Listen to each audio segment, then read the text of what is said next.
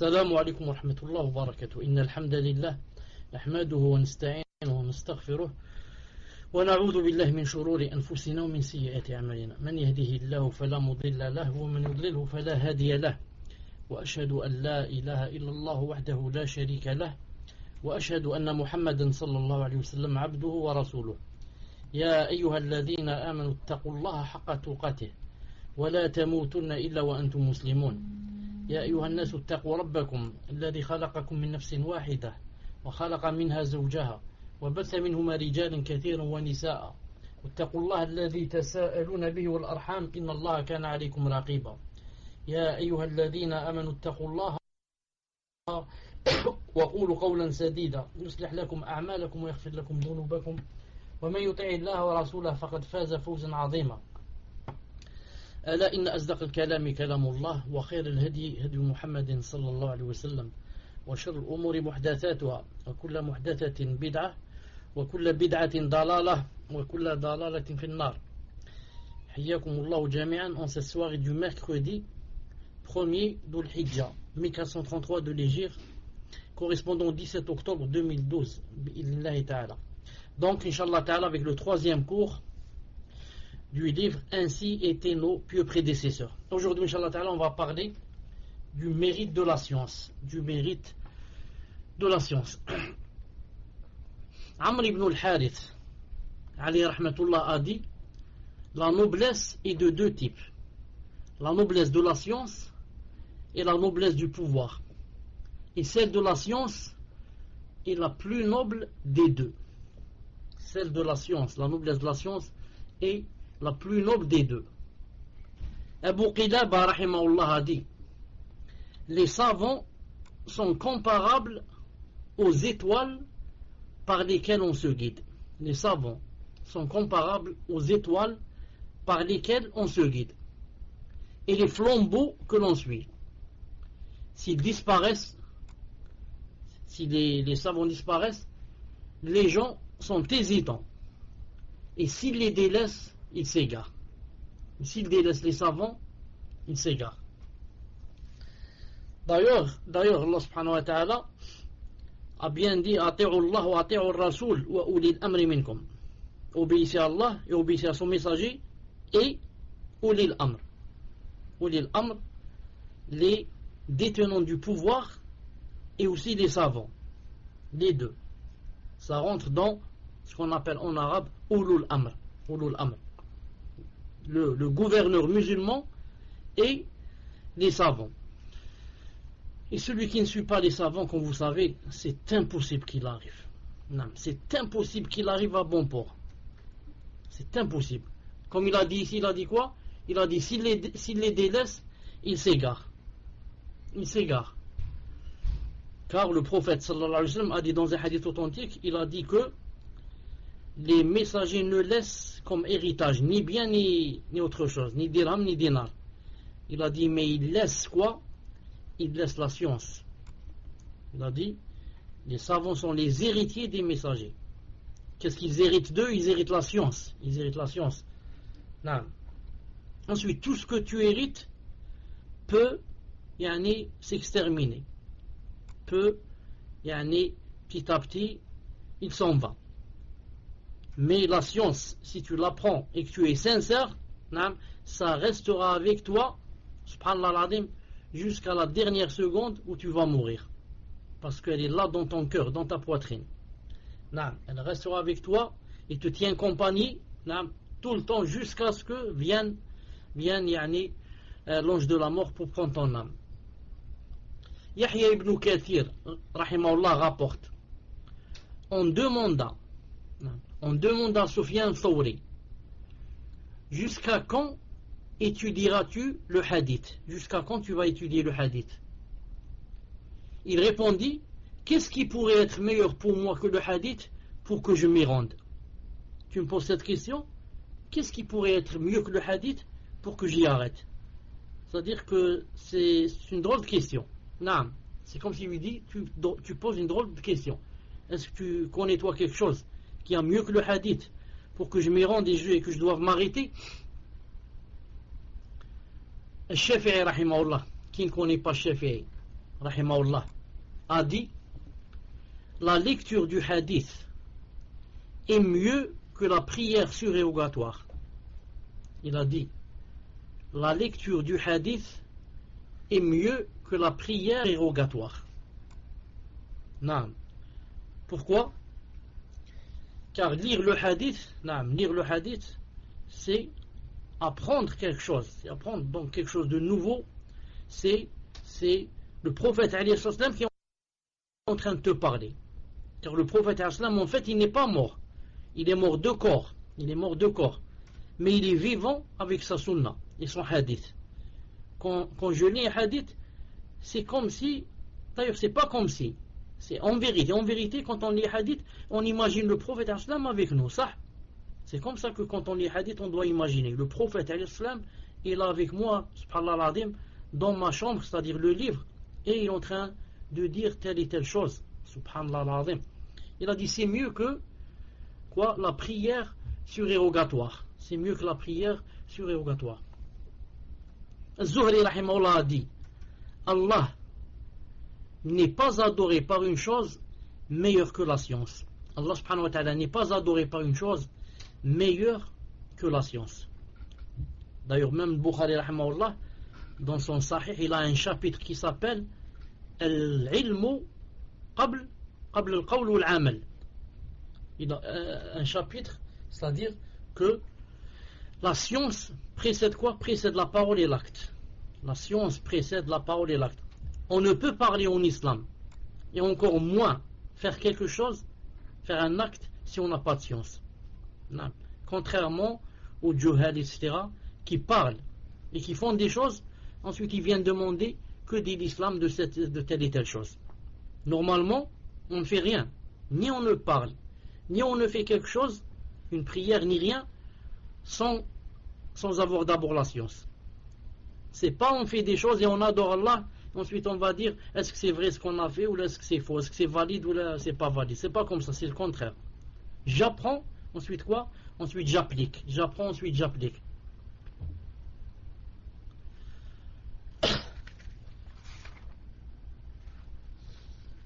Al-Hassan rahimahullah, Hassan al-Basri rahimahullah a dit le savant est meilleur que l'ascète et l'adorateur.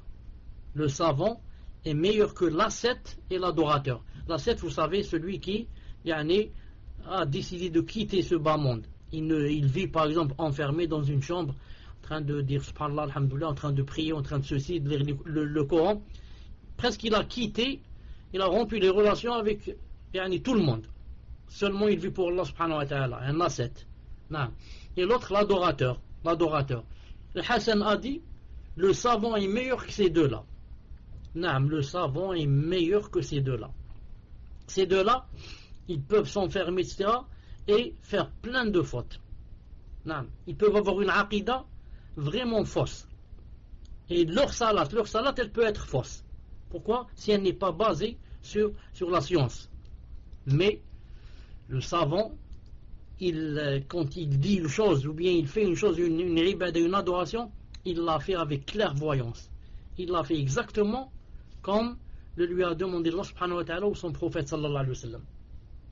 Et d'ailleurs, il y a un hadith authentique du prophète sallallahu alayhi wa sallam qui dit en ce sens, j'essaie de me rappeler le hadith, mais le hadith est authentique par Sheikh Al-Albani, il dit que l'avantage du savant sur l'adorateur, il a dit, c'est comme l'avantage de la lune sur les autres astres. Non. Est-ce qu'il y a un astre qui peut égaler la lune? C'est pas possible. La lune c'est la meilleure. Comme ça dit le prophète sallam. Il a dit la même chose. Non. Comme la lune, personne ne peut l'égaler des autres astres. Il a dit l'adorateur, le savant, non, personne ne peut l'égaler des adorateurs. Il a dit l'avantage du savant sur l'adorateur, c'est comme l'avantage de la lune sur les autres astres. Si on venait un peu à la pratique, regardez les gens, ou plutôt les sahaba radiyallahu ta'ala anhum, lorsque, au temps du prophète sallallahu alayhi wa sallam, quelqu'un s'est endormi, et avant de s'endormir, quelqu'un avait fait une chute, et il avait comme ça une plaie sur la tête, une plaie, presque même il y a un petit trou sur la tête, et il s'est endormi, et le matin quand il s'est réveillé, il a trouvé que il avait fait un rêve érotique.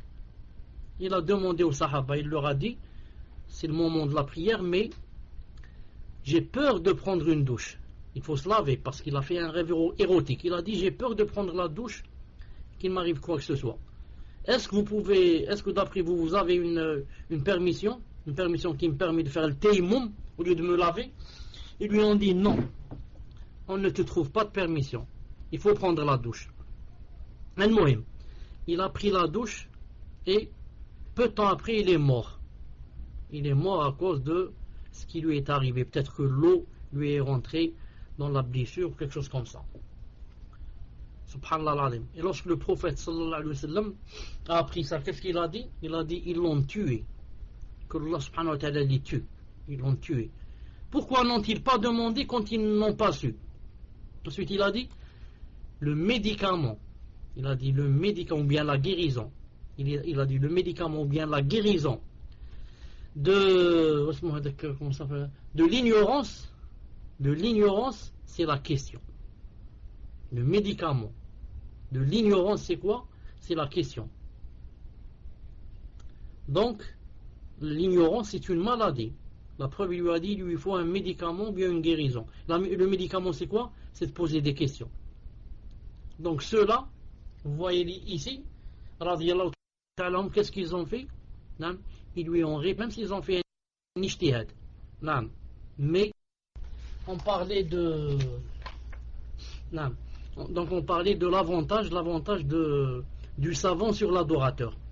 Et comment que quelqu'un qui est ignorant, comment que il fait beaucoup plus de mal que de bien. Il fait beaucoup plus de mal que de bien. Surtout par exemple, ceux qui font la da'wa. J'étais à ce hadith. Donc j'avais dit que le prophète m'avait dit que le remède à l'ignorance, c'était quoi? C'était la question. Et il a appelé l'ignorance, il a appelé ici comme maladie. Il a dit le remède à la maladie, c'est quoi? Il a dit le remède à la maladie, c'est-à-dire donc la maladie de l'ignorance. Donc l'ignorance est une maladie. Et il faut se soigner de l'ignorance. C'est le moyen. Je voulais dire que celui qui est ignorant fait beaucoup plus de mal que de bien, surtout s'il va faire la da'wa. Il va faire la da'wa et quoi? Et étant ignorant, donc il va faire la da'wa à qui? La da'wa à ses passions, la da'wa à son jahl, la da'wa à ce qu'il croit lui que c'est l'islam, alors que c'est pas l'islam. Ça fait pas longtemps que je vois une vidéo de Tariq Ramadan. La vidéo c'était Tariq Ramadan avec qui? Avec Sarkozy. Sarkozy lui a dit, non, j'allais dire subhanallah, Sarkozy ne dit pas subhanallah, il lui a dit c'est étonnant, l'islam dit que il faut lapider la femme, donc toi Tariq Ramadan, donc toi tu es avec ceux qui lapident, et donc c'est monstrueux, c'est des choses comme ça. Vous m'entendez, musulman? Tariq Ramadan, qu'est-ce qu'il lui a dit? Il lui a dit non, justement, il faut penser à faire un moratoire, c'est-à-dire pour arrêter la lapidation, c'est-à-dire pour faire plaisir à Sarkozy. Il lui a dit on va voir justement, on pense comment on va faire un moratoire pour arrêter cette chose. J'ai dit a'udhu billah, subhanallah al-azim. Regardez comment qu'une personne peut être complexée et prête à faire un moratoire pour faire plaisir à M. Sarkozy, ou pour faire plaisir à un kafir. Donc, il n'y a pas de solution, il faut lui dire que on va essayer comme il a dit lui, de se concerter avec je ne sais qui pour faire un moratoire. Et si jamais tu vas parler avec quelqu'un des adeptes ou des fans de ceux qui suivent Tariq Ramadan, ils vont te dire que Omar ibn Khattab radiyallahu ta'ala anhu a fait une fois un moratoire. Il a dit qu'une fois ils ont fait une bataille, et que c'était la pauvreté, il n'y avait pas à manger ou je ne sais pas quoi dans cette bataille, et quelqu'un des musulmans a volé, et que Omar ibn Khattab ne lui a pas coupé la main. Il a fait un moratoire, il a dit on ne coupe pas les mains quand il y a quoi, quand il y a la pauvreté, etc. Non. Disent voilà, donc il y a un délit. Donc Tariq Ramadan ici peut dire voilà, j'ai un délit. Et nous, qu'est-ce qu'on lui répond? On lui répond par deux ou trois choses. La première, on dit que le prophète sallallahu alayhi wa sallam a dit dans un hadith authentique que dans toute nation il y avait des gens inspirés par Allah subhanahu wa ta'ala. Et s'il y a dans cette nation quelqu'un d'inspiré, c'est Omar ibn Khattab. Donc Omar ibn Khattab, s'il fait quelque chose, alhamdoulilah, il est inspiré. Et toi, Tariq Ramadan, tu es inspiré par Allah subhanahu wa ta'ala? Donne-nous une preuve que tu es inspiré. La deuxième, ça c'est la première. La deuxième, on dit que le prophète sallallahu alayhi wa sallam a dit dans un hadith authentique rapporté par Tirmidhi, authentifié par Sheikh Al-Albani dans Sahih Tirmidhi, que le prophète a dit s'il y avait un prophète après moi, ce serait Omar ibn Khattab. Donc Omar ibn Khattab, il a la thèse qu'il y a du prophète sallallahu alayhi wa sallam, que si jamais il y aurait un prophète après lui alors qu'il n'y en aura pas, ce sera Omar ibn Khattab, tellement il a la science, tellement il est proche du caractère d'un prophète. Et toi, Tariq Ramadan, qui a vécu toute ta vie entre les kuffars et entre je ne sais qui, entre les femmes en mini-jupe, etc., qui viennent s'asseoir avec toi, est-ce que tu as ce statut-là qu'a donné le prophète à Omar? Et troisièmement, et ce troisièmement, normalement ce serait le premièrement, mais on va le dire en troisièmement, ma'alish. Troisièmement, Omar ibn Khattab, quand il n'a pas coupé la main, non, ce n'est pas parce qu'il a fait un moratoire, mais c'est parce qu'il y a un hadith authentique du prophète sallallahu alayhi wa sallam, authentifié aussi par Sheikh Al-Albani, où le prophète a dit qu'on ne coupait pas de main dans les batailles. La tuqta al-aydi fil ghazw, on ne coupe pas de main dans les batailles. Donc Omar ibn Khattab n'a rien fait. Il n'a fait qu'appliquer le hadith du prophète qui dit qu'on ne coupe pas les mains dans les batailles. Donc c'est ni moratoire ni rien. Donc je voulais dire que quand quelqu'un parle avec ignorance, il peut faire des dégâts. Naam. Regardez la preuve que quelqu'un, quand il parle par ignorance, il peut faire des dégâts. Vous connaissez tous le hadith authentique dans Bukhari Muslim, que quelqu'un avait tué 99 personnes. Et que il a demandé si quelqu'un pouvait lui montrer un savant pour voir c'est quoi son statut, comment faire. On lui a montré qui? On lui a montré un adorateur au lieu de lui montrer un savant. On lui a montré un adorateur. Il a demandé à cet adorateur, il lui a dit voilà, il y a quelqu'un, il ne lui a pas dit c'est moi, il a dit il y a quelqu'un qui a tué 99 âmes. Est-ce qu'il a droit au repentir? Est-ce qu'Allah lui pardonne? Il lui a dit non, jamais. 99 personnes tu as tué, jamais. Peut-être même qu'il lui a cité des textes ou quelque chose comme ça. Alors qu'est-ce qu'il a fait? Il l'a tué lui aussi. Et ainsi il a tué combien d'âmes? 100. Donc qu'est-ce qu'on va apprendre de cette chose-là? On va apprendre que, regardez l'adorateur, quand il n'a pas de science, il a répondu de par ses passions, et non pas de par les textes, il s'est fait même attirer un grand malheur, lequel il s'est tué. Il s'est tué lui-même, c'est-à-dire, il a été la cause pour que la personne le tue. Donc regardez, l'ignorance peut t'attirer beaucoup de malheurs, entre autres, tu peux mourir à cause de l'ignorance. Les gens vont te tuer à cause de ton ignorance. Et ensuite, bien sûr, il a demandé s'il y avait un savant, on lui a montré un savant, et il a dit au savant, il y a une personne qui a tué 100 personnes, est-ce qu'elle a de repentir? Le savant, qu'est-ce qu'il lui a dit? Il lui a dit, bien sûr. Et qui pourrait être une entrave entre toi et Allah Ta'ala? Qui pourrait être une entrave entre toi et le repentir? Masha'Allah, et il lui a montré comment faire le repentir, et il s'est repenti, et il est mort en cours de route, car il lui a conseillé d'aller vers un autre village ou une autre ville, car quand quelqu'un fait beaucoup de dégâts dans une ville, une petite ville, ou un petit village où il est connu, et il veut se repentir, c'est difficile. Même les gens vont parler de lui, ils vont dire c'est pas vrai, celui-là, c'est un hypocrite, c'est un faux dévot, on le connaissait, hier il a tué 99 personnes, et aujourd'hui il est là dans la mosquée, etc. C'est pas vrai, il ne faut pas le croire, c'est un hypocrite. Donc, il lui a conseillé de changer de ville. Quand tu changes de ville, tu es nouveau dans la ville. Personne ne te connaît, tu peux vivre, masha'Allah, et adorer Allah Ta'ala comme il se doit. Al-Muhim, je disais donc, on parlait du mérite de la science. Si quelqu'un va dire pourquoi le prophète Aslam a dit que dans la bataille on coupe pas les mains. Naam. Quand on est dans une bataille, il y a il y a l'adversaire qui est en face de toi, vous êtes en train de vous entretuer. Maintenant, si jamais l'un de tes soldats naam, a par exemple volé quelque chose du butin par exemple, ou de je ne sais qui, et tu vas lui couper la main, qu'est-ce qui va se passer?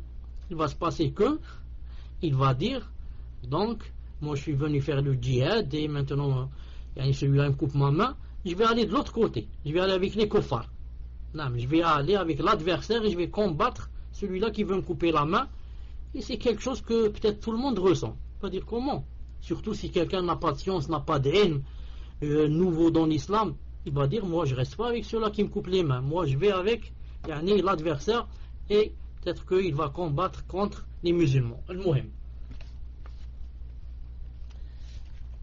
Al-Mu'tamir ibn Sulayman rapporte, rahimahullah, il a dit, un homme dit à Abu Mujliz, qui était un savant, alors qu'ils étudiaient le fiqh et la sunna. Ce savant était en train d'étudier le fiqh et la sunna.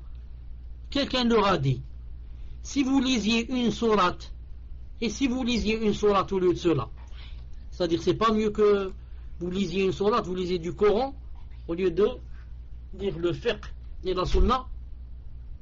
Il répondit, qu'est-ce qu'il lui a répondu? Il lui a répondu, je ne crois pas que la lecture d'une sourate soit meilleure que ce que nous faisons. Je ne crois pas que lire une sourate est mieux que étudier le fiqh et la sunna. En fait c'est vrai. Lire une sourate, c'est vrai que j'ai des récompenses. Chaque lettre 10 c'est plus. 10 récompenses et plus pour chaque lettre. Mais ce n'est pas n'importe qui comprend ce qu'il est en train de lire. Peut-être même que, comme dans le hadith authentique, peut-être même que ce que je vais lire va se retourner contre moi. Car je n'applique pas. Je lis que dit aux musulmans, dit aux croyants de rabaisser leurs yeux. Et moi je rabaisse pas mes yeux quand je vois les femmes passer. Mais si je suis une femme, je rabaisse pas mes yeux quand je vois un homme passer. Et je vois comme ça avec plaisir, avec des tentations, avec ceci. Donc ici c'est contre moi ce que je suis en train de lire. Ça. Donc, mais par contre là, qu'est-ce que je fais? J'apprends le fiqh et j'apprends la science et j'avance. J'applique et j'avance. À chaque fois j'ai quelque chose de nouveau. Bi'idhnillahi ta'ala. Taïb. Ibn Sirin, rahimahullah, très connu, le tabi'i, a dit, des gens ont délaissé la science et se sont attribués des lieux, des grottes, des cavernes, je ne sais pas quoi, où ils ont accompli la prière et le jeûne jusqu'à ce que leur peau sèche sur leurs os. Jusqu'à ce que leur peau sèche sur leurs os. Puis, ils ont contredit la sunna et ont péri. Donc tout ça, c'était pour rien. S'enfermer dans une grotte ou je ne sais pas quoi, et jeûner et prier jours et nuits, mais avec ignorance. La fin, qu'est-ce qu'ils ont fait? Ils ont contredit la sunna et ont péri. Il a dit, par celui en dehors duquel il n'y a pas de divinité digne d'adoration. C'est-à-dire, il a juré par Allah que personne n'agit avec ignorance sans que ce qu'il corrompt ne soit plus grand que ce qu'il amende. Il a dit, je jure par Allah qu'il n'y a pas une personne qui agit avec ignorance que sans ce qu'elle fait de mal soit plus grand que ce qu'elle fait de bien. Naam, c'est vrai, naam, c'est vrai. Ibn Abbas, le sahabi radiyallahu ta'ala anhu, a dit, je préfère passer une partie de la nuit à étudier qu'à prier. Je préfère passer une partie de la nuit à étudier qu'à prier.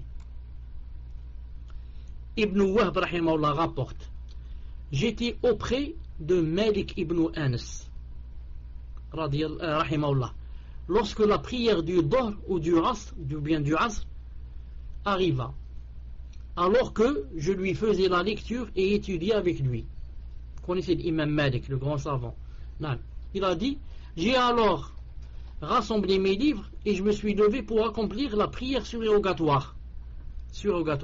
Alors Malik me dit, que fais-tu? Il a dit, je me lève pour la prière, c'est-à-dire surrogatoire. Il lui a dit, et ton nom,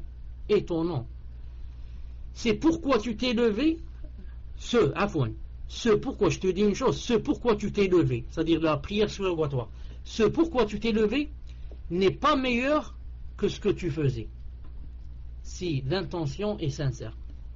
Si l'intention est sincère, eh bien apprends que ce que tu faisais, ce qu'on étudie, est meilleur que quoi? Que la prière surrogatoire pour laquelle tu veux te lever. En fait, la prière surrogatoire, tout le monde peut la faire, ça. Juste un peu de volonté et je me lève, je prie 2-4 rak'at. Mais demander la science, ce n'est pas facile.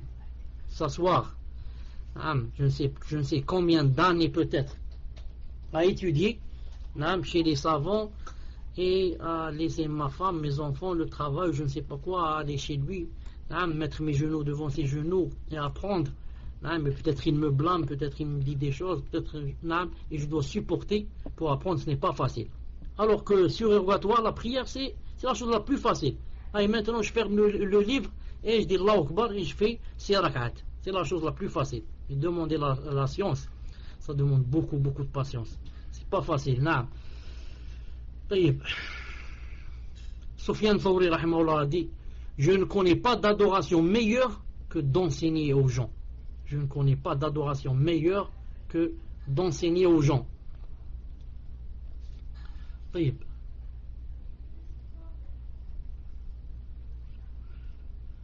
Al-Hassan al-Basri rahimahullah a dit, il a dit, une seule question de science que j'apprends mais préférable à ce bas monde et tout ce qu'il contient. Hassan al-Basri rahimahullah a dit, je répète, une seule question de science que j'apprends mais préférable à ce bas monde et tout ce qu'il contient. C'est pour ça qu'on rapporte que Ali ibn Abi Talib rahimahullah a dit, il a dit, je demande à Allah subhanahu wa ta'ala de ne pas me bénir un jour où je n'apprends pas quelque chose de nouveau dans la science. Puisse Allah ta'ala ne pas me bénir le jour où je n'apprends rien dans la science. C'est-à-dire je n'avance pas, je piétine, je reste sur place. Je patine. Patiner. C'est comme les roues de la voiture, elles rentrent dans la boue et les roues commencent à patiner. Tu restes sur place, tu appuies sur l'accélérateur, il n'y a rien. Tu es sur place. Non. La personne qui n'apprend rien, la journée dans laquelle on n'apprend rien, dans cette journée on patine. Non. On n'avance pas, on est sur place. Et si on commence à patiner beaucoup, on va commencer quoi? Même à aller marche arrière.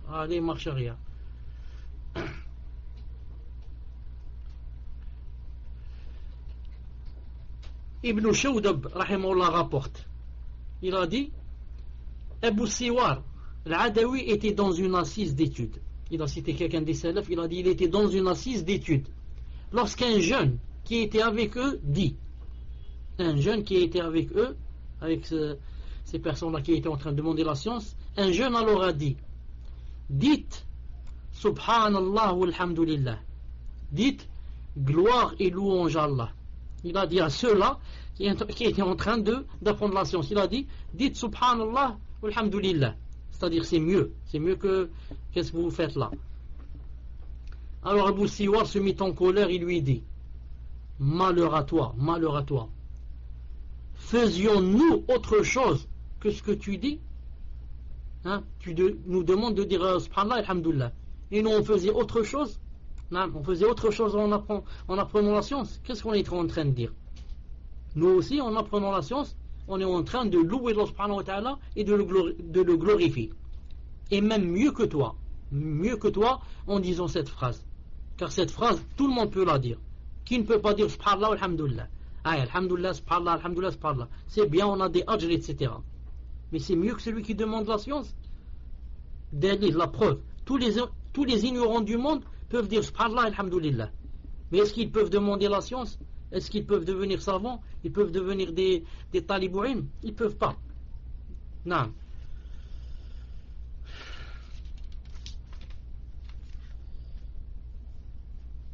طيب, on va dire quelque chose et on va s'arrêter, Inch'Allah. طيب. Suhnoun, rahimahullah, l'un des adeptes de l'imam Malik, rahimahullah, a dit: la science ne convient pas, ou bien la science ne convient ni à celui qui mange à satiété, ni à celui qui se préoccupe de laver son vêtement. Celui qui mange à satiété et qui n'arrête de manger, qui n'arrête pas de manger du matin au soir, chaque fois qu'il veut manger, il mange. Tout ce qu'il veut manger, il le mange. Celui-là, ou bien celui qui passe son temps à laver ses vêtements, il a dit: celui-là, la science ne lui convient pas.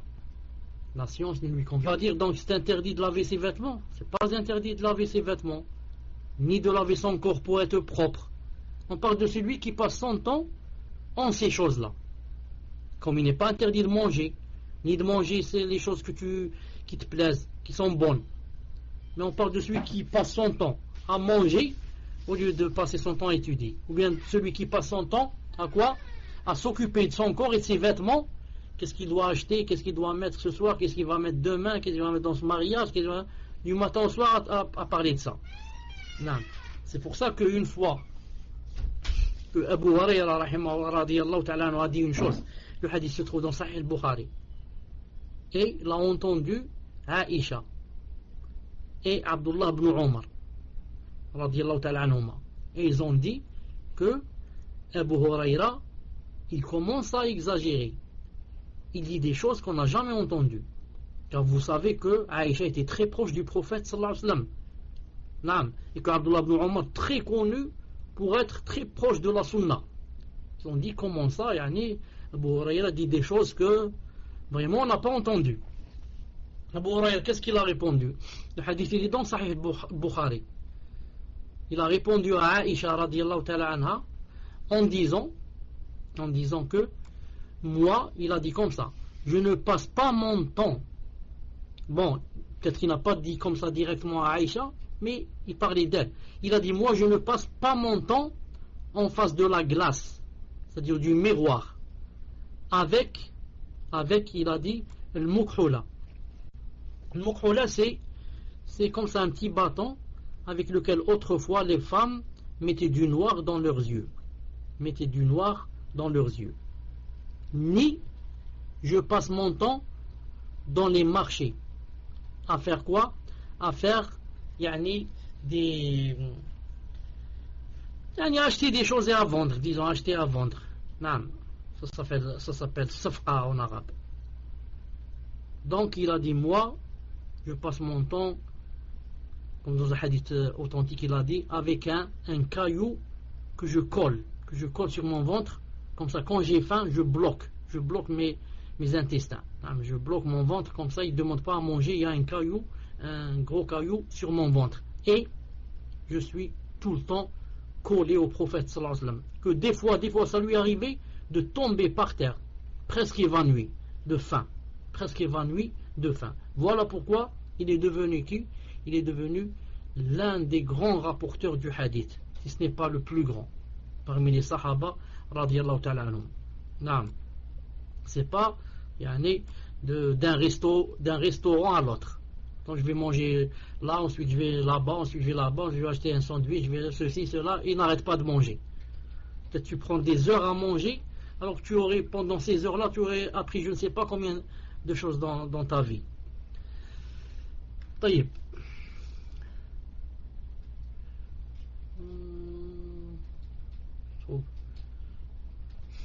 Malik ibn Dinar rahimahullah a dit, qu'est-ce qu'il a dit? Il a dit: les adeptes de ce bas monde, car il y a les adeptes de l'au-delà et les adeptes de ce bas monde. Les adeptes de ce bas monde le quittent sans avoir goûté le meilleur de ce qu'il contient. Les adeptes de ce bas monde, les adorateurs de ce bas monde, le quittent sans avoir goûté le meilleur de ce qu'il contient. On lui demanda: que contient donc? C'est quoi le meilleur que contient ce bas monde? C'est quoi le meilleur? Il a dit: la connaissance, c'est-à-dire la connaissance d'Allah subhanahu wa ta'ala. beaucoup de gens sont morts. Ils sont maintenant dans leur tombe sans avoir jamais pensé une fois à ce din. Encore moins à l'au-delà ce qui les attend là-bas. Des milliards, je dis, pas des millions. Des milliards de gens sont morts et n'ont pas connu Allah subhanahu wa ta'ala. Et nous, alhamdoulilah, Allah subhanahu wa ta'ala nous a donné cette grâce, cette grande grâce de quoi? Qu'il t'ait permis de le connaître. Qu'il t'ait permis de le connaître. Et a fait de toi un musulman qui l'adore.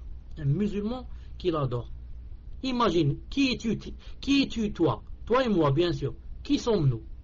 Qui sommes-nous? Pourquoi Allah Ta'ala nous a choisi pour que il ait fait rentrer cette lumière dans nos cœurs? Pourquoi cette grâce, ce fadl, cette faveur? Pourquoi on n'est pas mort comme les autres? Surtout ceux qui, d'entre nous, ceux qui étaient dans l'autre côté de la plaque. Ceux qui étaient vraiment dans l'autre côté, ceux qui étaient dans les grands péchés, dans l'alcool et dans la drogue et dans. Non. Pourquoi on n'est pas mort dans l'autre côté? N'est-ce pas vraiment une grande faveur que Allah Ta'ala nous ait guidés? Alhamdulillah, alladhi hadana li hada wa ma kunna linahtadiya lawla an hadana Allah. Donc, c'est une faveur à laquelle il faut remercier Allah subhanahu wa ta'ala jours et nuits.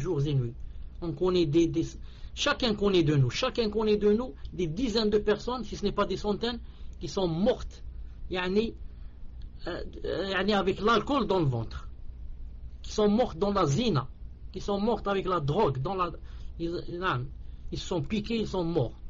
Des dizaines, des centaines. Ils sont maintenant dans leur tombe avec le ventre et l'estomac plein d'alcool et plein de drogue et je ne sais pas quoi. Et toi, alhamdoulilah, Allah subhanahu wa ta'ala t'a guidé. Tu pries,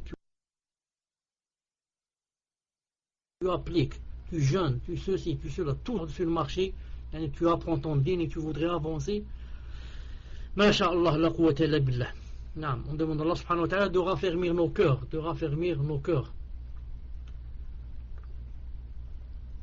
On demanda à Ibn Khuzayma rahimahullah, on lui demanda d'où est venue cette science, la science que tu as, d'où elle est venue.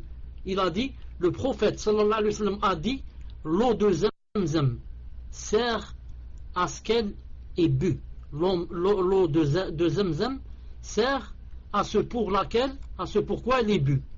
Et lorsque je l'ai bu, j'ai demandé à Allah une science utile. En fait, le prophète a dit que l'eau de Zamzam, c'est d'après la niya avec laquelle tu vas la boire.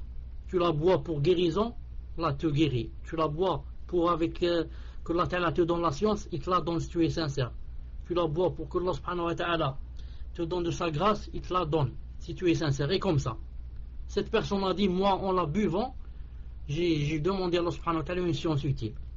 Là je rapporte, entre parenthèses, j'ouvre une parenthèse, il y a un hadith très connu de Abdullah ibn Abbas, que comme quoi, quand on va boire cette eau, on dit Allahumma as'aluka ilman nafi'a wa rizqan wasi'a wa amalan mutaqabbala ou quelque chose comme ça, mais le hadith est daif, le hadith est faible. C'est pour ça que l'avis le plus juste, c'est que quand on boit cette eau, la niya, si on demande à Allah Ta'ala des choses, c'est au niveau du cœur. C'est-à-dire il n'y a pas des doigts comme ça qu'on dit en bougeant les lèvres, mais avec ce que tu as dans le cœur comme niya, pourquoi tu veux boire cette eau. Donc fais la niya dans le cœur et bois-la bi'idhnillahi ta'ala. Plutôt c'est lui qui a dit dont on ait besoin sans que cela ne se trouve dans le Coran et la Sunna. On lui demanda, est-il possible de connaître tout cela? Il répondit oui. C'est-à-dire le Bukhari a dit, il n'y a rien dont la personne n'ait besoin sans qu'elle ne se trouve dans le Coran et de la Sunna. C'est vrai, Allah Ta'ala dit dans le Coran, il a dit, je n'ai rien laissé dans le Coran sans qu'il n'y s'y trouve. Il n'y a aucune chose que tu as besoin dans ce din qu'elle ne se trouve pas dans le Coran. Mieux encore, même dans la dunya. Il n'y a pas une chose que tu as besoin dans cette dunya sans qu'elle ne soit dans le Coran ou dans la Sunna. D'ailleurs, même Allah subhanahu wa ta'ala a dit dans le Coran, Parce que quelqu'un a dit une fois, c'est un savant. Je crois que c'est Abdullah ibn Abbas, je crois, c'est un savant. On lui, ou bien Abdullah ibn Mas'oud, ou bien l'un des salafs. On lui a dit que tu dis que tout ce qu'il y a yani, dans cette vie, ou là, il y a dans le Coran, il a dit oui. Non. Même les exemples qu'il y a, les paraboles qu'il y a chez les Arabes, etc., il a dit ça se trouve dans le Coran. Il a cité le verset qui dit, un verset où Allah subhanahu wa ta'ala a dit, ils ne t'apporteront aucune parabole sans que nous ne t'apportions la vérité avec la meilleure interprétation. C'est-à-dire en arabe, وَلَا يَأْتُونَكَ بِمَثَلٍ إِلَّا جِئْنَكَ بِالْحَقِّ. Ils ne t'apporteront aucune parabole sans que nous t'apportions la vérité avec la meilleure interprétation. C'est pour ça que, par exemple, parler, il l'a renié. Pourquoi? Parce qu'il ne connaît pas la chose.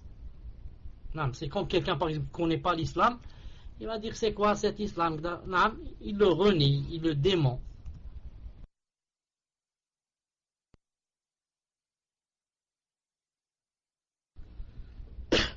Cette chose-là, il y a aussi dans le Coran. C'est lorsque Allah subhanahu wa ta'ala a dit وَإِذْ لَمْ يَهْتَدُوا بِهِ فَسَيَقُولُونَ هَذَا إِفْكٌ قَدِيمٌ. Non, Allah subhanahu wa ta'ala a dit que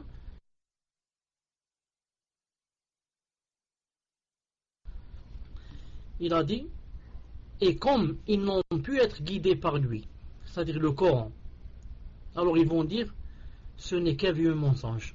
Ce n'est qu'un vieux mensonge. Regardez, celui qui ne connaît pas une chose, non, il ne lui donne pas sa valeur, il la dément. Le Coran, ils n'ont pas pu être guidés par lui. Ils ne l'ont pas lu, ils n'ont rien, donc ils n'ont pas été guidés par lui. Alors qu'est-ce qu'ils disent? Ils disent c'est un vieux mensonge. Le Coran, c'est un vieux mensonge. C'est que mensonge sur mensonge. Non. Il y a par exemple une parabole très connue chez les Arabes où ils disent ma'zatun walau tarat. Ma'zatun walau tarat, ça veut dire en français à peu près, hein, ça veut dire c'est une chèvre même si elle s'envole. C'est une chèvre même si elle s'envole. Qu'est-ce que ça veut dire ça, c'est une chèvre même si elle s'envole? On parle d'une personne qui a, comment on dit, la tête dure. Tu lui montres la chose, elle est noire, il te dit non, elle est blanche. Tu lui dis regarde, tu vois bien qu'elle est noire. Il te dit non, elle est blanche. Subhanallah, il a la tête dure. Et d'où ils ont pris cette parabole? Il a dit non, c'est une chèvre. Il lui a dit c'est un corbeau. Il lui a dit je te dis c'est une chèvre. Tu montes en musulman. C'est un corbeau, c'est une chèvre, un mohem. Ils ont commencé à marcher vers la chose. Quand il restait quelques mètres, 20 mètres ou là, la chose s'est envolée. La chose s'est envolée. Donc c'est une preuve que c'est un corbeau. L'autre, qu'est-ce qu'il lui a dit? Taïb, je répète à partir de quoi? Muslim, dis-moi d'où je répète pour que je sache. D'où vient la parabole? Tu parles de cette dernière parabole ou du début? Tu parles de celle-là de la chèvre ou bien du début? Taïb, il y avait deux personnes qui étaient dans le désert. Ils ont vu quelque chose de noir. Au loin. Quelqu'un a dit c'est un corbeau. L'autre a dit non, c'est une chèvre. C'est un corbeau. C'est une chèvre. Un corbeau, une chèvre. Taïb. Il a dit on va voir. Ils ont commencé à s'approcher d'elle et la chose s'est envolée. L'autre il lui a dit tu vois bien donc c'était un corbeau. L'autre il lui a dit non, c'est une chèvre même si elle s'est envolée. C'est une chèvre même si elle s'est envolée. Ajib, donc il a la tête dure. Allah Ta'ala donc parler de la parabole. Quelqu'un a dit que Allah Ta'ala a cité même cette parabole dans le Coran. Lorsqu'il a dit en arabe وَإِنْ يَرَوْا كِسَفًا, et dans un autre verset كِسْفًا مِنَ السَّمَاءِ سَاقِطًا يَقُولُ سَحَابٌ مَرْكُوبٌ. سَحَابٌ مَرْكُوم. Où est-ce qu'on peut trouver ça?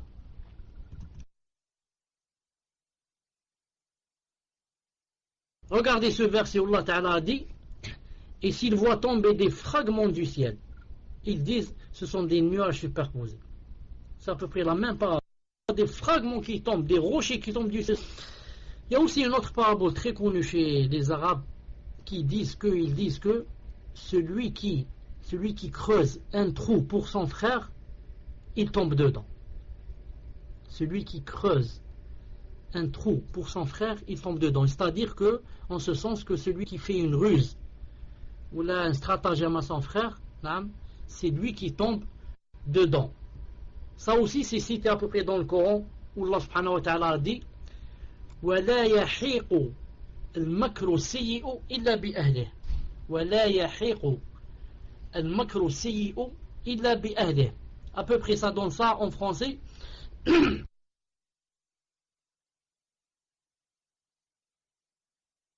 C'est le verset où Allah subhanahu wa ta'ala a dit cependant la manœuvre perfide n'enveloppe, c'est-à-dire n'atteint que ses propres auteurs. Subhanallah al-Adim. Celui qui creuse un trou, c'est lui qui y tombe. La manœuvre perfide, elle n'atteint que celui qui l'a fait. Son propre auteur, c'est celui qui a fait la manœuvre perfide et le stratagème, c'est celui qui tombe à l'intérieur. Ça, ce sont des exemples pour dire que si vraiment méditer le Coran et si vraiment le connaissez, peut-être il n'y a pas une chose que tu ne trouves pas. Il n'y a pas une chose que tu ne trouves pas à l'intérieur. Non. Donc, Inch'Allah Ta'ala, on va s'arrêter ici et préparer, Inch'Allah Ta'ala, vos questions. Je vous dis, Subhanakallahumma bihamdik, ashhadu an la ilaha illa ant, astaghfiruka wa atubu ilayk. On se rencontre dans un quart d'heure, Inch'Allah Ta'ala. Assalamu alaikum wa rahmatullahi wa barakatuh. Quand vous posez vos questions, mettez des virgules, des points, parce que vous mettez tout à la suite et c'est difficile pour la lecture. L'idée que nous avons le droit de manger de la viande des gens du livre, même si elle n'est pas été égorgée, car selon lui ce n'est pas une condition. Que la nourriture des gens du livre est licite, point. À nous d'apporter la preuve de l'égorgement. Il s'appuie sur une fatwa de Sheikh al-Uthaymin, rahimahullah, qui autorise de manger la viande des gens du livre aux États-Unis. Qu'en est-il, Cheikh? A-t-on vraiment le droit de manger de la viande qui n'est pas égorgée si elle provient des gens du livre? Car certains frères et sœurs du Minhaj vont manger dans des McDonald's, Quick, etc. Barakallahu fikum. Question suivante, question d'une sœur. Assalamu alaikum. Hafizakumullah, Cheikh. Quelles sont les sciences qui nous sont obligatoires d'apprendre aux musulmans de la masse? Que doit-on privilégier? Jazakumullahu khairan. Ah, mais donc la remarque pour la ponctuation et la rédaction, c'est une remarque générale. Beaucoup de vos questions sont rédigées et c'est un pavé, un texte sans point, etc. Faites un effort. Barakallahu fikum. Tfadal, Cheikh. Assalamu alaikum wa rahmatullahi wa barakatuh. Est-ce que vous m'entendez? طيب. Je commence Allah Ta'ala par le hadith, le fameux hadith du Bukhari que le frère avait demandé sur les tapis moelleux, etc. Que j'ai bien cherché, je ne l'ai pas trouvé. Je sais qu'il existe, mais je ne sais pas où il est. J'ai bien cherché, je ne l'ai pas trouvé. J'ai cherché sous le hadith numéro 5930, il n'y a pas. Ensuite j'ai renversé, j'ai dit 5390, il n'y a pas aussi. Donc même moi je l'ai lu, mais je ne sais pas où il est. Donc si le frère Inch'Allah Ta'ala peut le ramener en arabe, Inch'Allah Ta'ala. Taïb. Ensuite, pour les questions d'aujourd'hui, Inch'Allah Ta'ala. Donc, le premier hadith pour le hadith de Abu Dhar. Sache qu'apprendre un verset du Coran est meilleur pour toi que de prier sans rak'at. Ce hadith n'est pas authentique. Taïb. Pour la deuxième question. Il y a un frère dont les gens prennent la science, il a étudié en Arabie Saoudite, mais pas avec des chouillures, en assistant à des assises ou l'alm. Il n'a pas de tazkiya, il ne se considère pas comme talibou'in, mais si on lui pose une question, il répond. Et il propage l'idée que nous avons le droit de manger de la viande des gens du livre, même si elle n'est pas égorgée, car d'après lui, ce n'est pas une condition. Al-Muhim. Est-ce que vous m'entendez, musulman?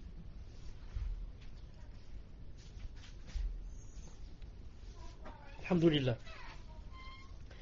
Vous devriez, si vous voulez écouter cette personne, vous devriez, disons, enregistrer ce qu'il enseigne aux autres et l'envoyer à des savants, le faire écouter à des savants pour qu'ils vous disent si vous pouvez le suivre ou pas. Car moi je ne connais pas cette personne et je ne sais pas c'est quoi sa aqida, c'est quoi son minhaj, c'est quoi, donc c'est pas facile de dire s'il faut le suivre ou il ne faut pas le suivre. Si vous avez des doutes et que vous n'avez pas le niveau requis qui vous permet de savoir si ce que dit cette personne est juste ou fausse, il faut l'éviter. Il faut l'éviter jusqu'à, Inch'Allah Ta'ala, que vous ayez des preuves que cette personne, que ce qu'elle dit, c'est vraiment la charia, c'est vraiment, ça vient d'Allah subhanahu wa ta'ala et de son prophète et des grands savants. Ensuite, pour la viande égorgée, et qu'il a dit que ce n'était pas une condition, je dis, l'avis le plus juste, c'est que c'est une condition. Si ça vient des gens du livre, c'est une condition que la viande soit quoi? Soit égorgée. Car le prophète, sallallahu alayhi wa sallam, en fait, quand il a dit à Aïcha, ou bien aux gens qui lui a dit, je crois que c'est elle qui lui a dit qu'il y a de la viande qui vient, et on ne sait pas si c'est égorgé ou pas, il a dit Bismillah et mange. Dans le sens que, autrefois, ils égorgeaient. Donc, c'est pas la peine de poser la question, est-ce qu'ils ont égorgé ou pas. La base, ils égorgent. Donc, mange. Dis Bismillah et mange. Mais, comme disent les savants, si jamais il y a de la viande qui vient, comme ça, de pays où ils n'égorgent pas, ou alors, où on ne sait pas s'ils égorgent ou pas, de nos jours, il ne faut pas manger. Pourquoi? Parce que de nos jours, tout a changé. Fadlan.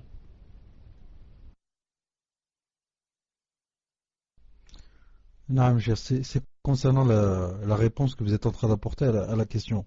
Moi, ce qui m'étonne chez les personnes qui argumentent sur le fait qu'on peut manger la viande des gens du livre et qui disent qu'on peut aller manger à McDonald's, Quick, etc., qui leur a dit que McDonald's ou la Quick ou les autres restaurants, qui leur a dit que c'était des croyants, les personnes qui tiennent ces restaurants. Déjà, la base, quelle est la preuve que ces personnes-là se considèrent comme chrétiens ou la juif? C'est pour ça que je ne comprends pas leur déduction qui est faite sur le fait qu'on peut manger la viande des gens du livre. Tfadal, cher.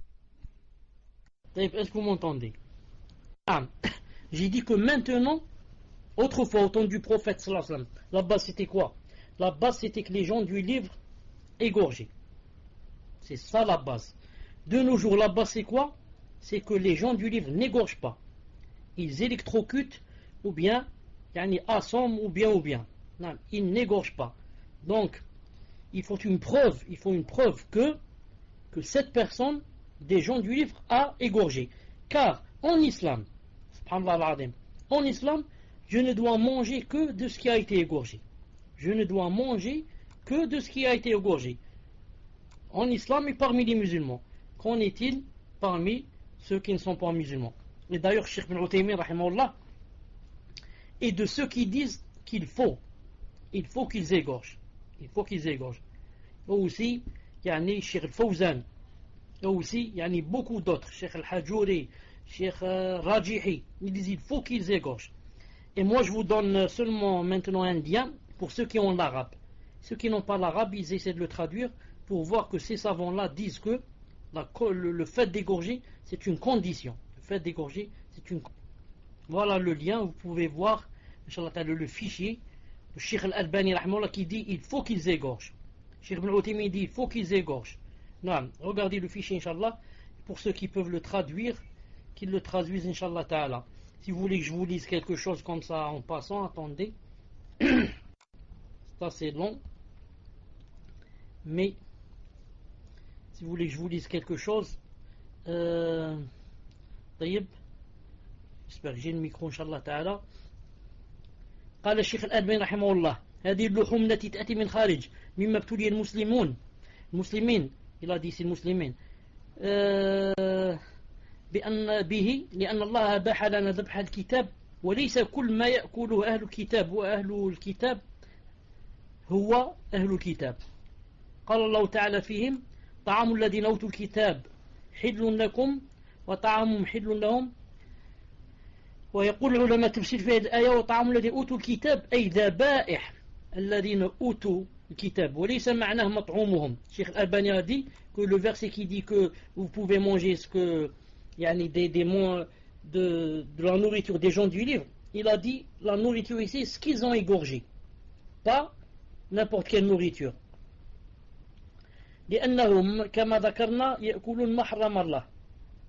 Il a dit parce qu'ils mangent des choses qui sont haram. فإذا ذبحوا الكتاب ما يحل عندنا أولا على الطريقة. Il a dit si les gens du livre égorgent, et ce qui est permis chez nous, pas le porc, et d'après tariqa al-islamiyya, comme égorge les musulmans, il a dit حينئذ يجوز. Dans ce cas-là, on peut manger.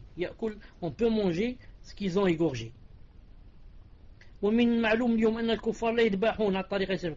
Et ce qui est connu aujourd'hui, dit le cheikh, c'est que les kuffars n'égorgent pas de la façon islamique. وإنما يقتلون قتلا, mais ils tuent. Parce que il a dit parce qu'il a لأن الذبح على الطريقة الإسلامية يأخذ وقتا طويلا. Il a dit parce que le fait d'égorger, d'après la charia, ça prend beaucoup de temps. Et etc.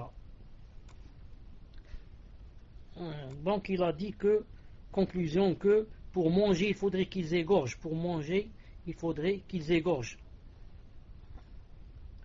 Il a dit la nansah muslim, on ne conseille à aucun musulman de manger de leurs animaux parce qu'elle n'est pas égorgée, mais elle est tuée. Donc vous voyez, il est très clair, il a dit on ne peut pas manger que s'ils égorgent. Et on lui a parlé de la viande qui vient de Bulgarie. Et on lui a cité le hadith de Aïcha, que je vous ai cité, comme quoi qu'il faut manger, dire Bismillah et manger. Il a dit le hadith de Aïcha t'ordonne de dire Bismillah et de manger. Et il a dit il n'a pas de relation avec l'égorgement, s'ils ont égorgé ou pas.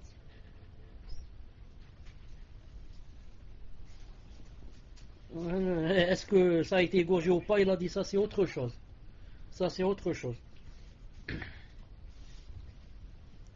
قال الشيخ الفوزان رحمه الله. الشيخ الفوزان رحمه الله, on lui a posé la question sur est-ce qu'on mange ou on mange pas. Il a dit si ça vient d'un pays chouyouïa, etc., il ne faut pas manger. Si ça vient min bilad kitabi, ça vient des gens du livre, c'est-à-dire des juifs, ou bien, écoutez, si ça vient des gens du livre, la viande vient des yaoud, des juifs ou des chrétiens, et que il y a quelqu'un des gens du livre qui égorge de la façon légiférée, il égorge. Ça c'est halal bi ijma'. Ça c'est halal. Donc qu'est-ce qu'il a dit? Il a dit s'ils égorgent. Ensuite il a dit et ce qui vient de l'étranger. هل تتوفر فيها تلك الشروط فتكون مباحة أو لا تتوفر فيها تكون محرمة؟ إذا شكلنا قضية هذا لها دور هام في حياة المسلمين. une seconde. 4 أقسام. ما كان من لحوم مستوردة من بلاد كافرة أهلها من غير أهل الكتاب. Si ça vient des gens qui ne sont pas des gens du livre, il ne faut pas manger. من كان مستورد من بلاد كافرة الكتاب. Si ça vient des gens du livre maintenant, أو ذبحوا كتابي في أي بلد وعلم في هذا النوع أنه ذبح على الطريقة فهو حلال. Si maintenant ça vient des gens du livre et ou quelqu'un des gens du livre a égorgé, ou bien on a su qu'ils ont égorgé, là d'accord il a dit on mange. Si ça vient des gens du livre ensuite l'a dit et on sait qu'ils l'ont égorgé pas de la façon légiférée, فهذا النوع جمهور الأئمة على التحريم. Il a dit la plupart des savants disent que c'est haram. Et certains ont permis, il a dit comme le Qadi Ibn al-Arabi al-Maliki. On va Cheikh al-Hajouri, la même chose. يشترط في صحة الذبيحة من بهيمة الأنعام ومن دجاج الأنعام ما أباحه الله عز وجل أن يكون مذكيا مسلما etc.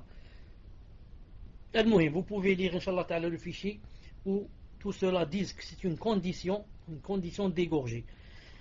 المهم, pour donc la troisième question et la dernière, quelles sont les sciences qui nous est obligatoire d'apprendre aux musulmans de la masse? Que doit-on privilégier? Jazakumullahu khairan. Est-ce que vous m'entendez pour la réponse? Inch'Allah Ta'ala.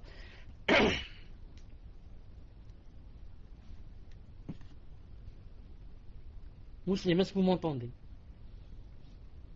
Je ne suis pas connecté, Allahu a'lam. Alhamdulillah. Donc, quelles sont les sciences que tout le monde doit connaître et que personne ne doit ignorer?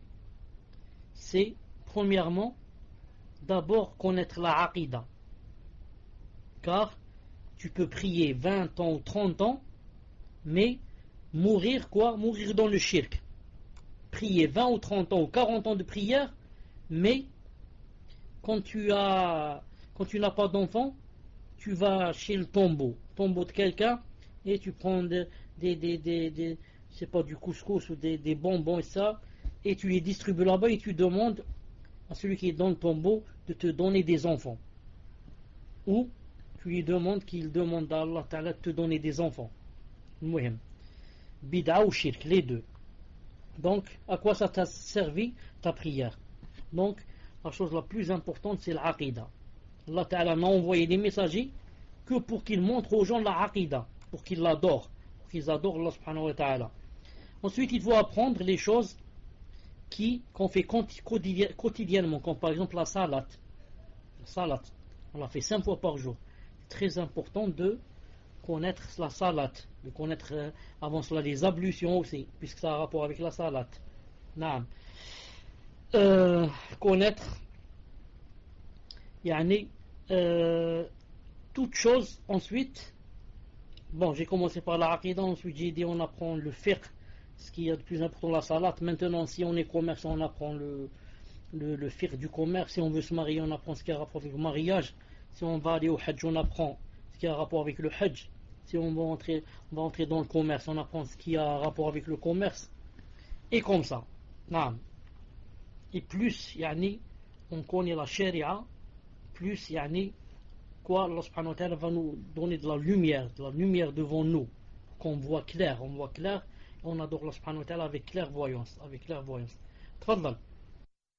Non, cher, concernant la réponse que vous avez apportée sur l'égorgement, vous avez dit l'avis le plus juste, c'est qu'il faut que la bête soit égorgée.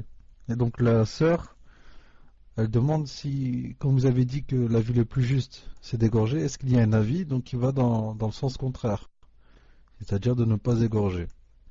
Tfadal, cher.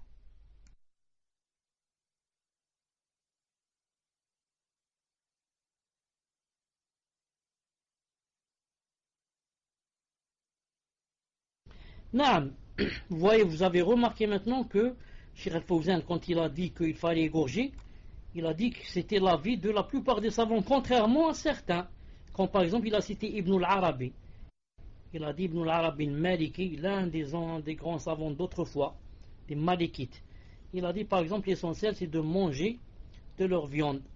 Mouhim, je ne suis pas obligé de parler. Mouhim, c'est quelqu'un des gens du livre.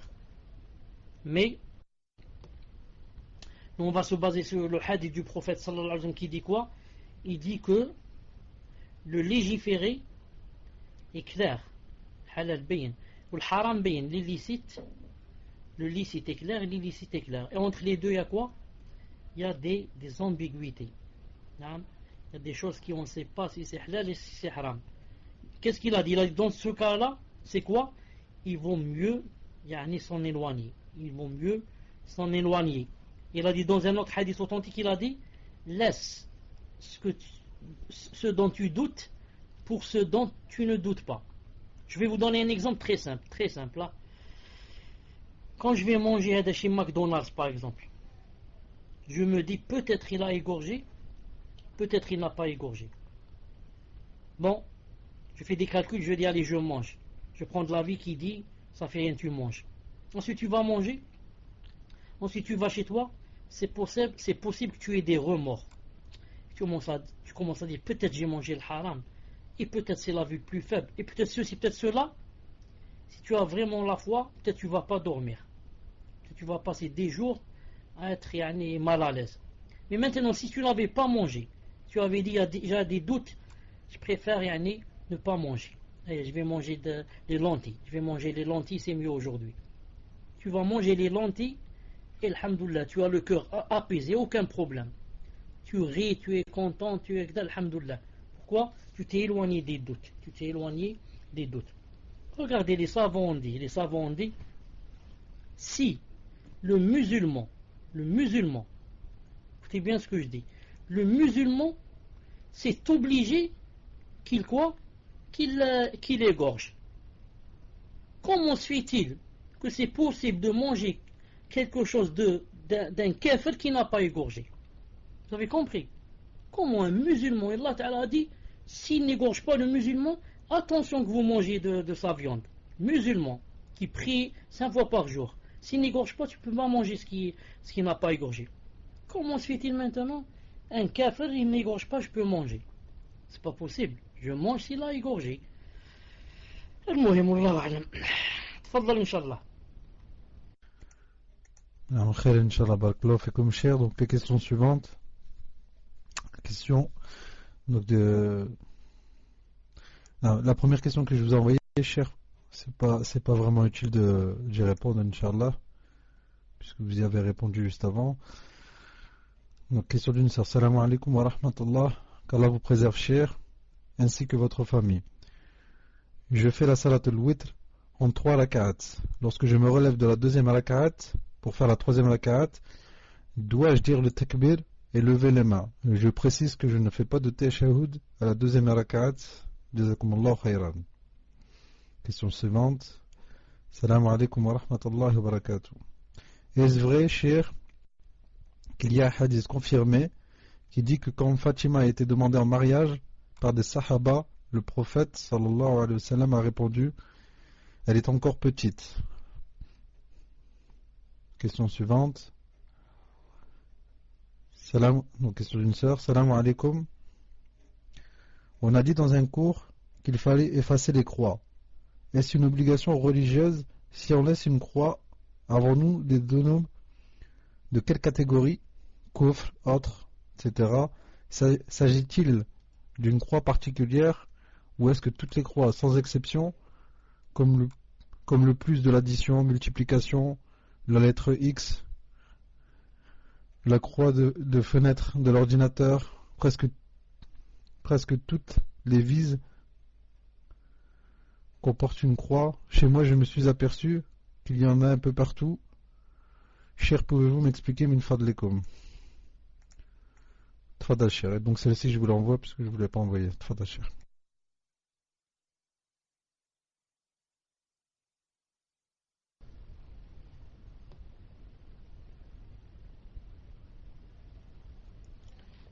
Donc, Inch'Allah, pour la première question, c'était quoi? L'étudiant en sciences religieuses, débutant, doit-il commencer par mémoriser le Coran ou étudier son tafsir, ou bien par mémoriser les livres Aqida, al-Mutun al-Aqida, étudier leur sharh? Je parle pour que la langue yani, parle vite, vous comprenez, hein? S'il a des difficultés à prononcer l'arabe, bien sûr que ça devient difficile pour lui. Al-Muhim, ce que je veux dire, c'est que apprendre le Coran en entier, c'est masha'Allah, mais ce n'est pas une condition, comme vous le savez. Il y a de grands savants qui n'apprenaient pas tout le Coran, à citer par exemple Sheikh al-Albani rahimahullah. À citer par exemple Sheikh al-Albani rahimahullah. Al-Muhim, et beaucoup de sahaba qui ne connaissaient pas tout le Coran par cœur.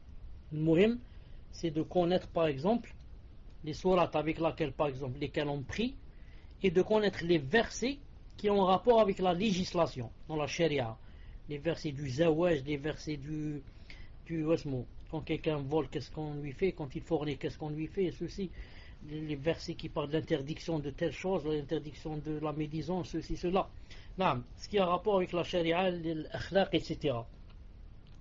Ensuite, parallèlement, quand j'apprends des choses, j'apprends des sourates, etc. du Coran, parallèlement, je suis en train d'apprendre des moutons de la Aqidah, par exemple. Des moutons de la Aqidah, comme on dit ici dans la question. Même des moutons dans le fiqh. Des moutons dans le hadith. Et comme ça. Mais on ne peut pas, par exemple, de nos jours, dire je vais me réserver seulement au Coran, mais je vais m'enfermer pour apprendre le Coran, et je ne vais rien apprendre d'autre. Car tu ne sais pas, peut-être que d'ici demain, la personne va mourir, elle n'a rien appris. Elle connaît comme ça des versets Masha'Allah, elle a des récompenses, mais elle ne connaît rien dans la charia. Elle connaît rien dans la charia, elle fait beaucoup de choses fausses. Elle fait beaucoup de choses fausses. Non. Donc pour celui qui va apprendre le Coran, qu'il l'apprenne, Inch'Allah Ta'ala, parallèlement avec d'autres ilms, Inch'Allah Ta'ala.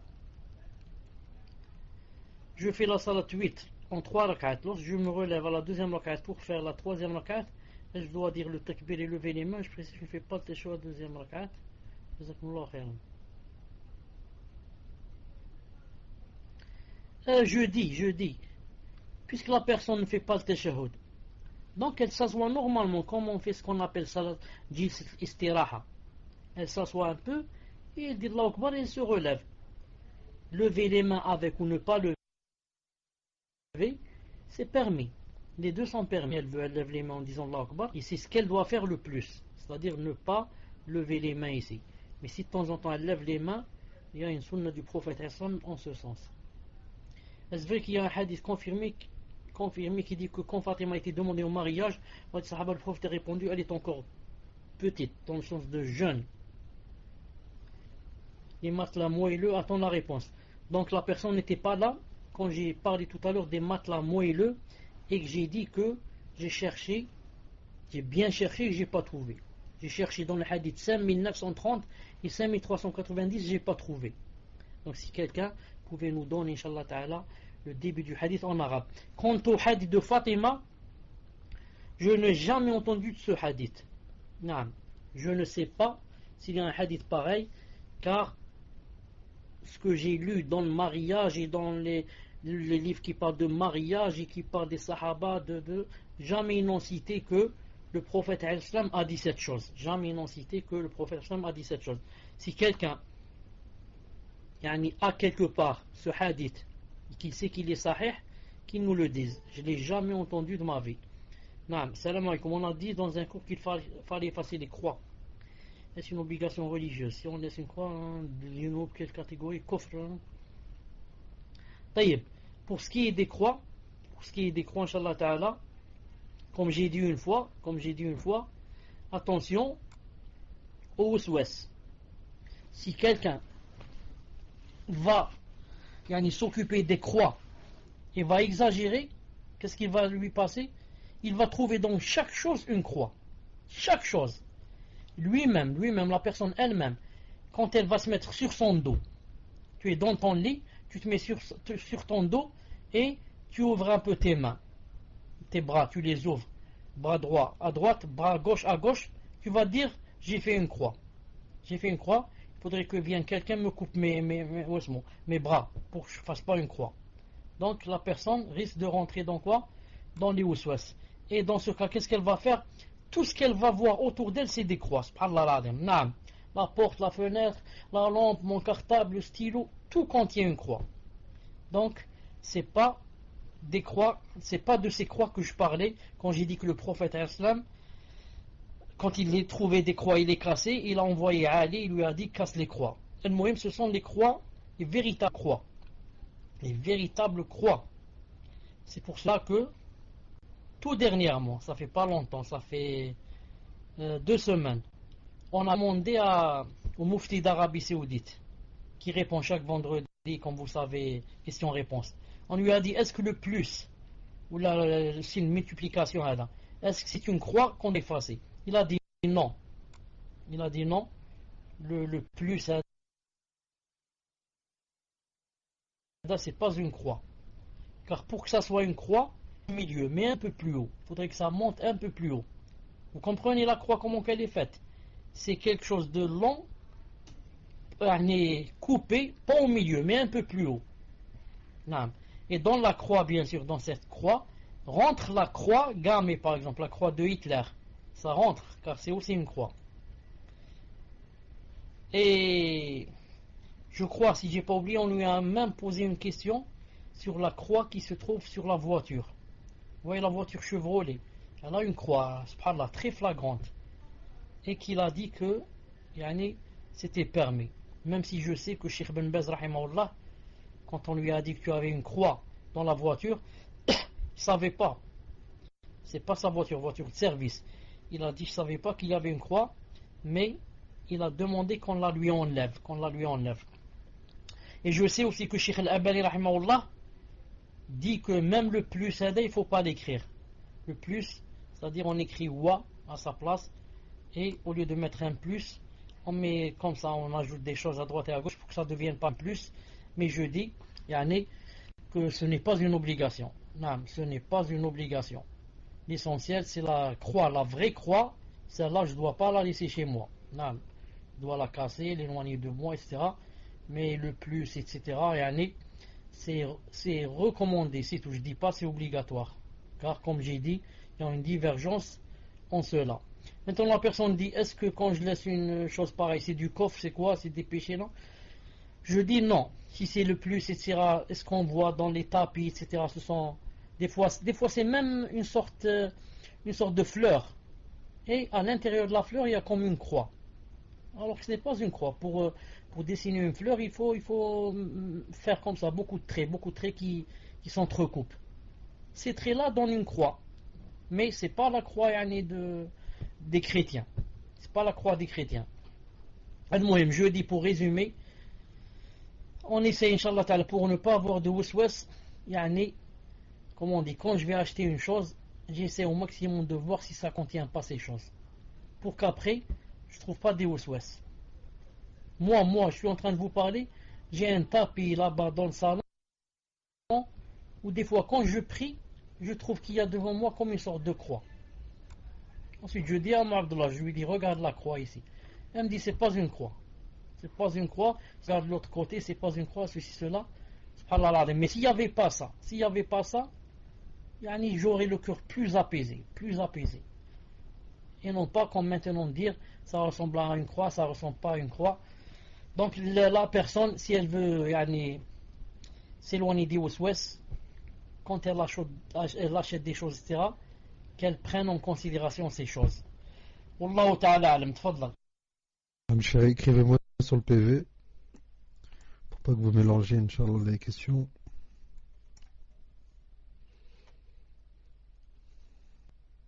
Fadal, cher. Non, envoie-moi le PV, je l'ai plus. Non, cher. Donc, question suivante, question d'un frère. Salam alaikum wa rahmatullahi wa barakatuh. Dans Sifat Salat al-Nabi, Cheikh Al-Albani rahimahullah dit que la sunna est de réciter des sourates, donc tout le temps, dans les 2 dernières rak'at, exemple dans Dhuhr, Asr, Maghrib et Isha, et que de temps en temps, ne pas réciter. Et dans le Sharh de Riyad Salihin du Cheikh Al-Uthaymin rahimahullah, il nous dit que la sunna et de réciter des sourates dans les 2 dernières rak'at que de temps en temps, c'est-à-dire de jamais en réciter, et de temps en temps, parfois on en récite. Donc les 2 avis sont opposés. Quel avis prendre? Quel est le plus juste? Barakallahu fikum. Donc pour le reste, je t'enverrai en PV, Inch'Allah. Question suivante, question d'un frère. Salam alaikum, Sheikhana. Doit-on refaire les ablutions si on a l'impression d'avoir eu un gaz, s'il n'y a pas eu de bruit ni d'odeur, mais avoir quand même la certitude que quelque chose, même de petit, est sorti? Connaissant le asar de Omar, qui a montré ses 2 doigts au shaitan pendant la salade pour lui dire, tant qu'il n'y a pas de bruit et pas d'odeur, il n'y a pas de preuve que quelque chose est sorti. Barakallahu fikum de m'éclairer, cher. Question d'une sœur. Salam alaikum wa rahmatullahi wa barakatuh. Je suis converti depuis peu, alhamdulillah. J'aimerais, cher, que vous me donniez votre conseil pour ne pas tomber dans des sectes ou autres escrocs. À qui puis-je faire confiance, car j'ai entendu parler des soufis, salafis et d'autres. Merci, cher. Barakallahu fikum. Tfadal, cher. Non, pour la première question, Inch'Allah Ta'ala, vous m'entendez? C'est vrai, ce qu'a dit Cheikh Ben Uthaymin rahimahullah, d'après lui, qu'il fallait lire quand il priait, al-Dhuhr, dans les 2 rak'at, les deux de la fin, il lisait des sourates dans les 2 dernières. Et presque l'équivalent, je crois, presque il a dit de 15 rak'at. 15 versets. et que dans l'Asr il faisait la moitié. Dans les deux dernières il disait à peu près comme 7-7, quelque chose comme ça. Le hadith il est dans Sahih Muslim.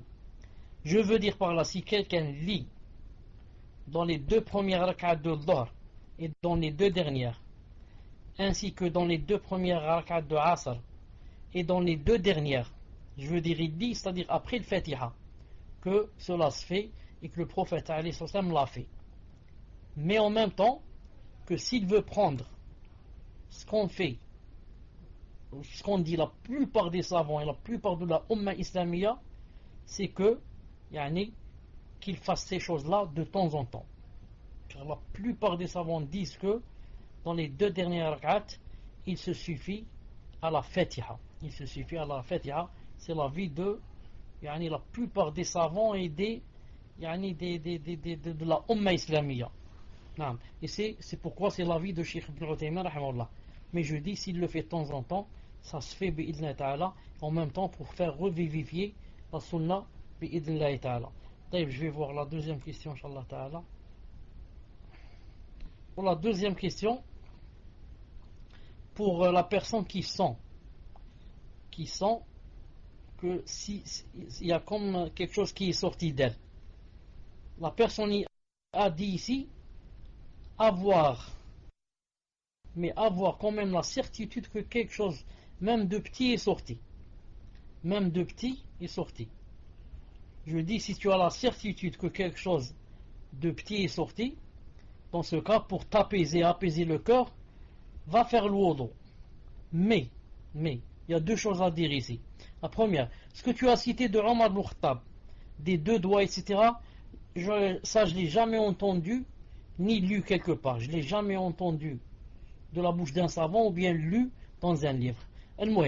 La deuxième des choses, c'est que le hadith qui dit que ne sort pas de la salat, quand quelqu'un est dans la salat, il a des doutes. Peut-être quelque chose est sorti de moi, n'est pas sorti, il ne sort pas de la salat. Jusqu'à ce qu'il sente ou bien qu'il entende quelque chose. Pourquoi? Des fois le shaitan, il vient spécialement dans le derrière de la personne et commence, comme si je puis dire, à le chatouiller. À chatouiller dans ses parties intimes, comme quoi pour lui faire croire que quelque chose est sorti. Dans ce cas, il ne quitte pas la salat. Il ne quitte pas. Il doit continuer. Pourquoi? Qu'il dise ça vient du shaitan. Et je n'ai ni entendu quelque chose, ni quoi, ni senti quelque chose. Mais si jamais, comme il dit ici dans la question, s'il a la certitude que quelque chose est sorti de lui, dans ce cas, il doit, Inch'Allah Ta'ala, faire les ablutions pour être sûr. Et pour la troisième question, la personne dit je suis converti depuis peu, alhamdulillah.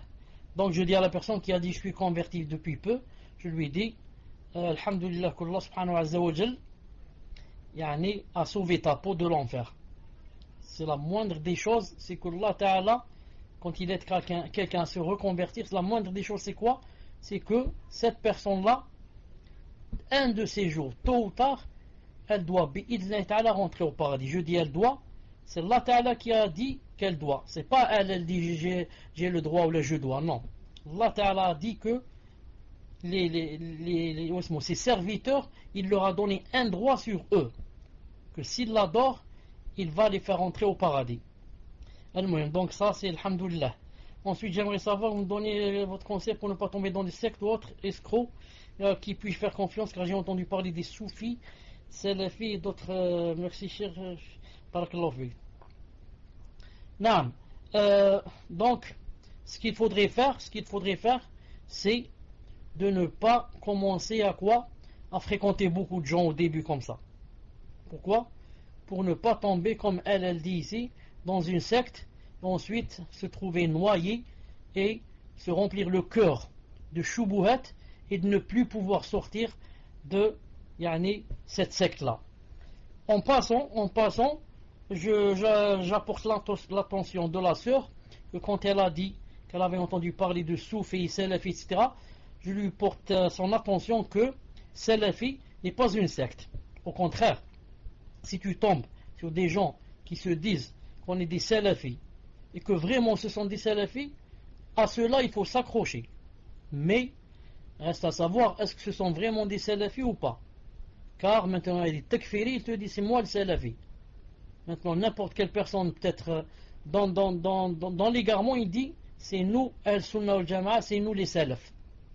Donc je dis à cette personne, si vraiment ce sont des salafs, donc dans ce cas, il faut Inch'Allah Ta'ala s'accrocher à eux, car ils suivent le vrai chemin, le vrai minhaj. Mais encore faut-il être sûr que ce sont les vrais, De toute façon, je dis à cette sœur que Inch'Allah Ta'ala, dans les premiers temps, tu te suffis aux livres et aux cours. Tu entends des cours, les cours des gens de confiance, et tu lis les livres qu'il y a en français bien sûr, des grands savants. Lis les livres des grands savants d'Arabie Saoudite. Les livres de Cheikh Ibn Uthaymin, de Cheikh Fawzan, de Cheikh Ben Baz, rahimahumullah, et de ceux-là, les grands livres, les fatawa des grands savants. Et, comme j'ai dit, choisis une ou deux sœurs qui sont bien, masha'Allah, et avance avec elles. Doucement, billah ta'ala, mais attention, de commencer, d'élargir l'éventail des amis, car tu risques de tomber dans des habash, dans des soufis, dans des rawafid, ensuite te remplir le cœur de shubuhat et trouver beaucoup de difficultés à sortir. Et puis Allah subhanahu wa ta'ala t'aider. Atfadlal Cheikh. Non, mes chers, comme je l'ai écrit sur le salon, comme elle dit qu'elle est nouvelle convertie, Inch'Allah qu'elle ne tombe pas dans le panneau d'entendre les informations, etc. Car à chaque fois en France, et je pense que même dans les autres pays, quand il y a des attentats, etc., ils disent ce sont des salafistes. Donc il ne faut pas qu'elle croie dès qu'elle va entendre salafistes, c'est qu'elle fasse le rapprochement avec ce qu'elle a vu à la télévision. Inch'Allah qu'elle fasse bien la différence. Donc les questions suivantes. Question d'une sœur. Assalamu alaikum wa rahmatullahi wa barakatuh. Une sœur demande, après avoir arrêté de prendre la pilule, elle a des traces marron, jaunes, mais toujours pas de menstrues. Et ce depuis quelques jours. Est-elle considérée depuis quelques jours. Et elle a considéré cela dans sa période de menstrues habituelle. Donc elle n'a pas prié ces jours-là. Alors la question est la suivante. Que doit-elle faire maintenant? Prier ou attendre que cela cesse? Wa jazakumullahu khairan. Question suivante. Question d'une sœur. Assalamu alaikum wa rahmatullahi wa barakatuh. Une sœur demande, quel est le bon comportement à adopter si une sœur nous fait du mal et qu'on lui a dit que telle ou telle chose nous avait fait mal, mais que par la suite on ne voit pas la sœur de la même manière qu'avant, même si on lui a pardonné à propos du mal déjà fait, doit-on s'efforcer de redevenir comme avant avec cette sœur? Cher, quelle est la meilleure chose à faire dans ce genre de situation? Barakallahu fikum. Question suivante, question d'une sœur. Assalamu alaikum wa rahmatullahi wa barakatuh. Il faut faire la prière de Fajr et Subh avant son heure. Enfin, à son heure. Mais il peut arriver que l'on se réveille à l'heure où on ne doit pas prier, car des kuffars prient à une idole en début de matinée. Doit-on laisser ce moment passer et faire les salades vers l'heure de salat Duha, ou doit-on rattraper Fajr et Subh dès que possible? Merci pour le temps que vous nous accordez et qu'Allah vous rétribue par le Firdaus ainsi qu'aux admins. Amin ainsi qu'à vous. Tfadal Cheikh.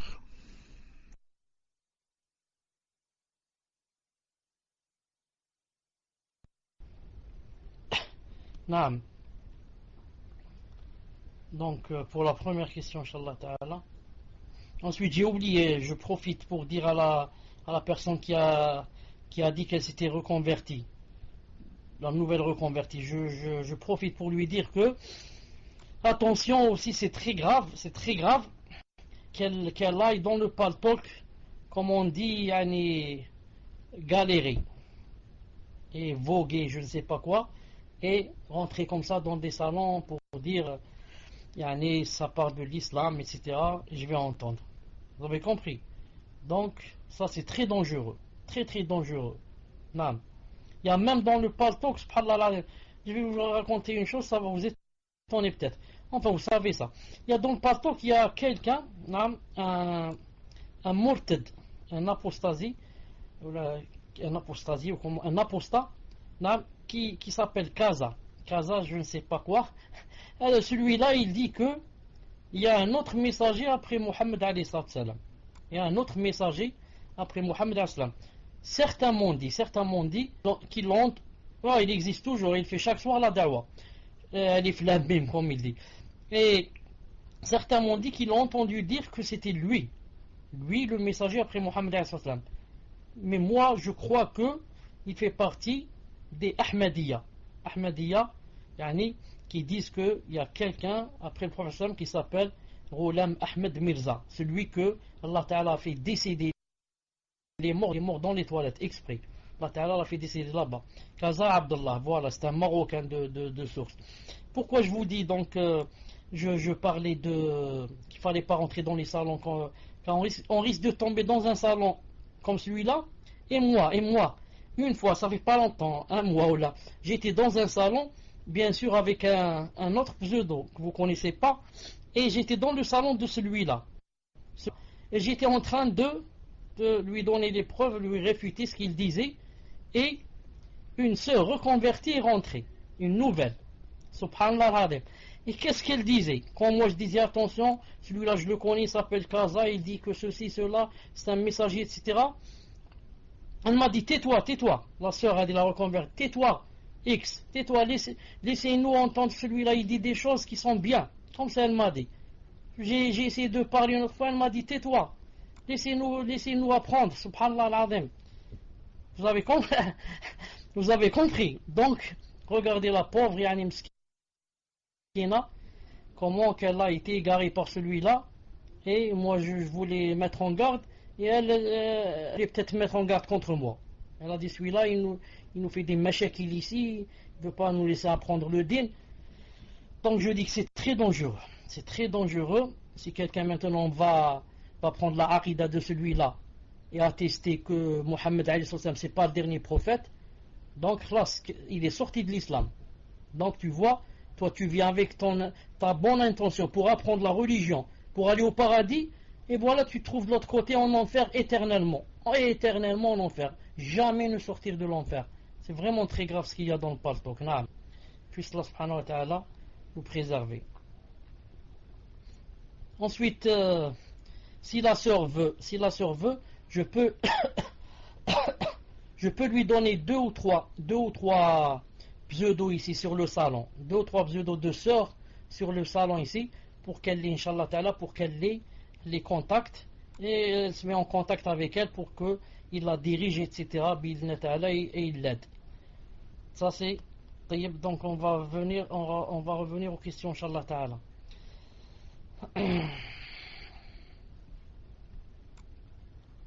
C'est dit ici. Naam. Une sœur demande après avoir arrêté de prendre la pilule, elle a des traces marron jaune, mais toujours pas de menstrues. Ici depuis quelques jours, et elle a considéré cela comme période de menstrues, etc. Je dis, comme réponse à cette personne, les taches qu'elle a eues, marron jaune, etc. Si les taches sont venues, naam, avec des contractions,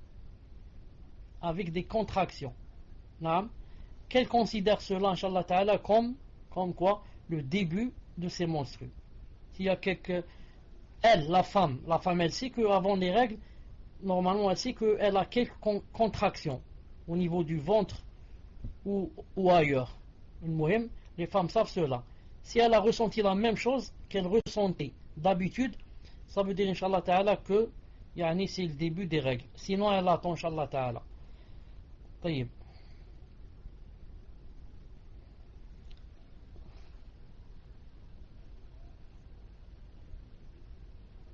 Surtout, je dis, si ces tâches-là vont venir pendant la période où d'habitude elle avait les menstrues.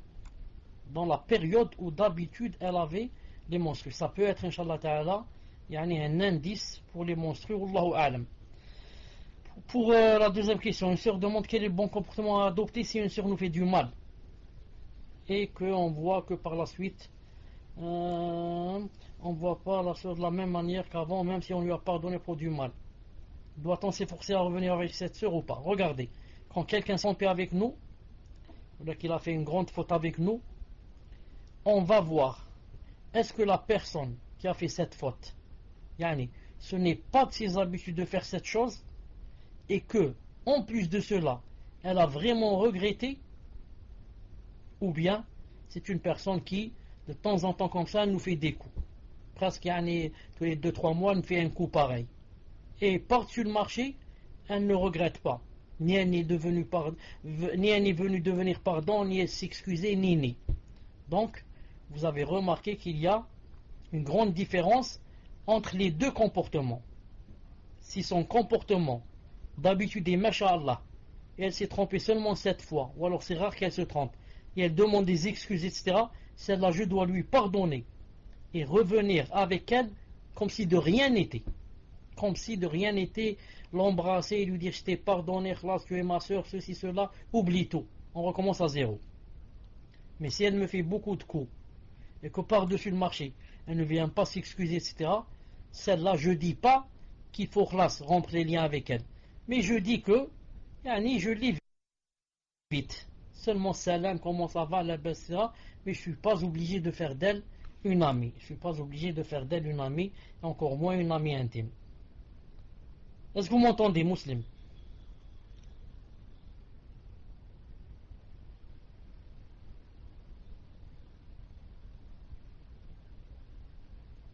Alhamdulillah. Pour l'autre question, il faut faire la prière à son heure. Mais il arrive qu'on se réveille à l'heure, on ne doit pas prier à cause des kofars, etc. Je dis, c'est très important ce que je vais dire. Attention, pour la prière, quand on se réveille en retard, etc., il n'y a pas ce qu'on appelle les kofars sont en train de prier, etc. Car les kofars sont en train de prier, on ne doit pas les suivre pour le surérogatoire, pas pour l'obligatoire. Vous avez compris? Maintenant, si tu te lèves dans un moment où c'est le moment où le soleil va se lever et que c'est le moment de la prière des kofars, à la rigueur, la prière du Fajr, pas celle du Subh, la prière obligatoire du matin, celle-là, tu dois la faire dans tous les temps. Tous les temps. Il n'y a pas un moment où il est interdit de faire la salat obligatoire. Donc attention à ceux qui croient que si c'est le moment de ce mot des kofars qui prient à cause du soleil, donc on ne prie pas. Non, on ne prie pas le surérogatoire, c'est tout. Mais l'obligatoire, on doit le faire en tous les temps. Dès que je me réveille, je le fais. Naam, Fadlal. Pour d'autres questions, Inch'Allah. Non, mes chers, donc je présume que c'est les 3 dernières, Inch'Allah. Donc je vous les fais parvenir. Et profitez-en également, cher, pour nous dire si la semaine prochaine, Inch'Allah, étant donné que c'est la semaine où il y aura le Eid, Inch'Allah, est-ce qu'il y a quelque chose de particulier, c'est-à-dire est-ce que le mercredi il y a cours ou pas, est-ce que le samedi également, est-ce qu'il y a cours ou il n'y a pas cours, sachant que le Eid sera vendredi, Inch'Allah. Donc les 3 dernières questions. Question d'une sœur. Assalamu alaikum wa rahmatullahi wa barakatuh, cher. Une sœur demande. Vendredi, Inch'Allah, cher. Vendredi, puisqu'aujourd'hui nous sommes le premier Dhul Hijjah. Donc ça serait vendredi prochain, Inch'Allah. Une sœur demande. Elle n'a pas rattrapé ses jours de Ramadan et voudrait savoir si elle peut le faire en même temps avec la Niya et faire Dhul Hijjah.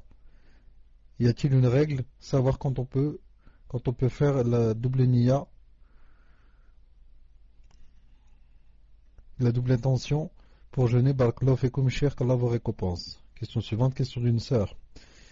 Assalamu alaikum, une sœur demande. Cheikhana, conseillez-moi, barakallahu fikum. Voici ma situation, Inch'Allah, wa faqakum Allah. Je suis une sœur de 20 ans.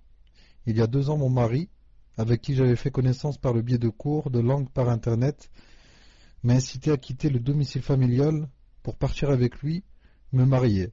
Il a choisi mon wali, il y avait des témoins et une dot. Sans donner aucune nouvelle à ma famille durant 7 mois. Puis nous sommes partis en Égypte. Il m'interdisait d'appeler ma famille. Et depuis plus d'un an, nous sommes revenus en France. Le comportement de mon mari laisse à désirer. Il reste souvent dehors avec les frères, ne m'apprend pas mon din. Il veut que nous repartions en Égypte dans un mois, en sachant que ma mère ne souhaite pas l'avoir comme beau-fils. Pouvez-vous me conseiller, Cheikhana? Question suivante. Salam alaikum, cher. Peut-on rester toute la nuit sans être couverte? Je pose cette question par rapport au hadith qui dit qu'Allah fait descendre une maladie en une nuit de l'année. Où doit-on jeter cette nourriture? Tfadal, cher. La personne qui dit, pour la première question, vous m'entendez? La personne qui dit que elle n'avait pas encore jeûné les jours qu'elle a mangé pendant le ramadan de son cycle, et que maintenant, si elle pouvait jeûner avec en même temps la niya des 10 jours de Dhul Hijjah. Premièrement, je dis naam, c'est possible, je vais dire pourquoi. Et deuxièmement, il n'y a pas quelque chose de très clair que pendant ces 10 jours, que le prophète sallam jeûnait les 10 jours. Pas quelque chose de très clair à 100%. Même s'il y a qui n'est pas loin de cette chose, mais les savants ont dit que rentre dans le fait de faire du bien, c'est de jeûner aussi. Al-Muhim. Pourquoi j'ai dit ça? Pour que vous sachiez que si quelqu'un ne jeûne pas, ça veut dire qu'il n'a pas fait quelque chose de contraire à la sharia, pour moi une bid'a ou un péché. Al-Muhim. Il y a des adorations qui peuvent s'entremêler l'une dans l'autre, et il y en a qui ne peuvent pas. Comme ici, c'est permis. Pourquoi? Parce que je vais jeûner mes dettes et en même temps, c'est tombé avec Ashura ou c'est tombé avec Arafat ou avec ça. Donc, comme dit Cheikh Ibn Uthaymin, on peut joindre entre les deux niyas. Mais il y a des fois où on ne peut pas. Par exemple, si les deux sont obligatoires. Par exemple, je ne peux pas en même temps jeûner mes dettes et en même temps jeûner Ramadan. Comme je ne peux pas en même temps prier d'or et en même temps dire je rattrape la Isha que je n'ai pas faite hier. Et en même temps, je vais prier d'or maintenant dans la mosquée avec les gens. En même temps, c'est la Isha que je n'ai pas faite hier. Mais si les adorations peuvent s'entremêler, on peut. Comme par exemple le fait de prier Salat al-Fajr dans la mosquée et en même temps dire avec l'intention que c'est la salat de la mosquée, la salat de la rentrée de la mosquée, Tahiyat al-Masjid, la salutation de la mosquée. En même temps, par exemple, c'est Salat al-Fajr ou bien Salat al-Dhuhr. Ici, les adorations peuvent se grouper, s'entremêler. Inch'Allah ta'ala, Allah subhanahu wa ta'ala a'lam. Bon, deuxième question et avant-dernière. Je suis une sœur de 20 ans, il y a 2 ans mariée, avec qui j'ai fait connaissance par le biais des cours de langue par internet. Donc ici, ça a mal démarré. Donc vous voyez que ça a mal démarré. Et comme on dit, comme on dit en arabe, ce qui est construit sur du faible est faible. Ce qui est construit sur du faible est faible. M'a incité à quitter le domicile familial pour partir avec lui et me marier. Il a choisi mon wali, il y avait des témoins et d'autres.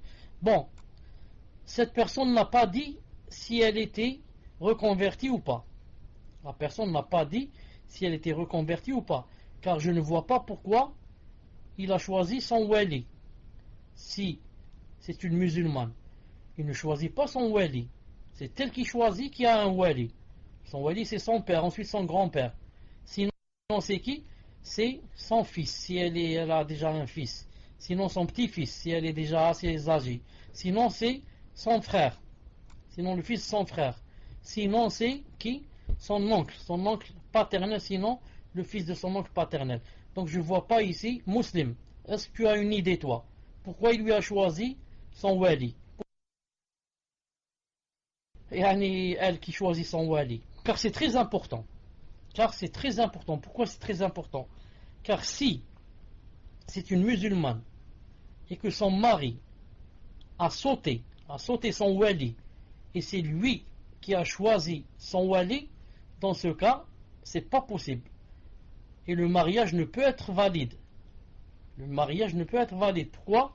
Parce que seul son wali peut le marier. La marier, afwan. Pas une personne étrangère. On attend ici, qu'est-ce qu'il dit? Non, cheikh, elle me dit. Qu'est-ce qu'elle t'a dit? La sœur n'est pas convertie. Mais il l'a forcé à couper les liens avec sa famille. Naam. Et avant, elle n'était pas sur le minhaj. D'accord. Allah al-Musta'an.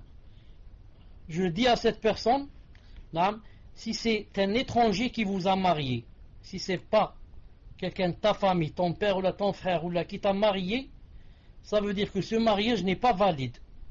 Ce mariage n'est pas valide. Tu vas rester chez toi, Inch'Allah Ta'ala, jusqu'à ce que ton mari revienne ou là pour yani, annuler, même si ça n'annule pas car il n'y a pas de mariage. Et si vous voulez reprendre, il doit yani, se marier de nouveau avec qui? Avec un wali. Un wali qui est ton père, ou alors ton grand-père, ou alors ton frère, ou alors ton fils, comme j'ai dit, ton fils, ensuite ton frère, ensuite yani, ton oncle paternel. Car les walis, ce ne sont pas nous qui les choisissons. C'est Allah Ta'ala qui les a choisis. Il a dit c'est X et Y. Ce n'est pas nous qui choisissons. Donc celui-là, qu'est-ce qu'il a fait en fait? Cette personne-là, elle a kidnappé. En quelque sorte, elle a kidnappé cette sœur. Kidnappé et l'a dupé, naam. Et a maquillé. A maquillé le mariage. A maquillé en lui donnant une forme islamique. Comme ça, voilà, il y a le témoin, il y a le wali, il y a les témoins, il y a ceci. En fait, il n'y a rien. Tant qu'il n'y a pas le wali, comme a dit le professeur, il n'y a pas de mariage. La nikah, illa bi wali. Sauf avec wali et shahidei adl. Et deux témoins fiables. Deux témoins fiables. Donc je dis à cette sœur, Inch'Allah Ta'ala, qu'elle voit, Inch'Allah Ta'ala, comment chercher une issue pour arranger la chose. S'il veut arranger, Inch'Allah Ta'ala, donc se marier avec quoi? Avec son wali et refaire l'acte de mariage. D'accord? Sinon, voir, Inch'Allah Ta'ala, comment annuler et faire le fasr. Annuler ce mariage, et que chacun aille de son côté, surtout que la mère ne le veut pas. Allah al-Musta'an de ce qui peut se passer. Et ça, je ne comprends pas comment un frère puisse faire cela. Moi, je pense, Wallahu alam, si quelqu'un a fait cela, c'est qu'il est ou bien des takfir, ou bien des tablir, ou bien des soufis, ou bien je ne sais pas qui. C'est impossible qu'il soit sur le minhaj et puisse faire une chose pareille et sauter comme ça sur le wali et prendre une fille et se marier avec elle de force. Ça, je n'ai jamais vu ça dans ma vie. Hasbunallah wa ni'mal wakil. Hasbunallah wa ni'mal wakil de ce qui se passe dans le monde et de ce qui se passe en France en particulier. Al-Muhim.